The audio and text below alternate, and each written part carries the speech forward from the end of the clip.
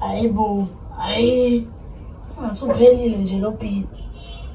Uthola konje nje nakuthola umunye uB. Phelile phela lento. Makhelwane. Uthini? Ngithenge umsebenzi efactory. Uze factory phela mina. Ha? Ngiyabuza ngobani? Khona makhelwane. Mongol ka. Kanjani le? Hey bo, uyawasha? Uyasoka?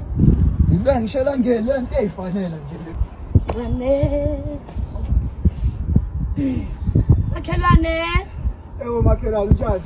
Makhelwane ngiyacela Nkosi yami. Please lend me. Athini Ufunani namhlanje?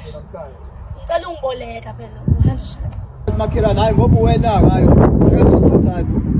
Jikela ngale. Emsebenzini. Awuhluphe. Awazi uzothatha makhelwane. Okay. Yabona ke? Ngalo ngoba uyibonela wena ke la. Yini bokwala izinto. Lutho phela sizowafika kahle, azofika kahle ngesikhathi esirati. Futhi sidinga 50 rand lana, phela sizigcwasela imali eplace some kabi. 50 rand ecabanga phela sengishusha umakhelwane lapho losanda kufika phela uthe ubizwe ngale spalini factory noma yini abizwe kuyona mfethu. Usho umakhelwane nompinga? Bafethu. Lo ngeke ngamsiza. Ebhubhudla yonke ke imali yakho wena, akho umsebenzi akuyona lona.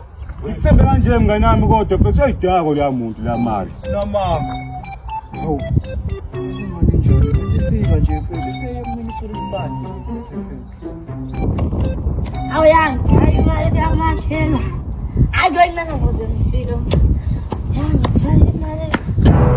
Hawu, usala abantwana. Makhelwane. Nje mina emsebenzini nje. Bathe ngi-off namhlanje. Njengoba udako utshwala nje buka ukwazi nokubaleka.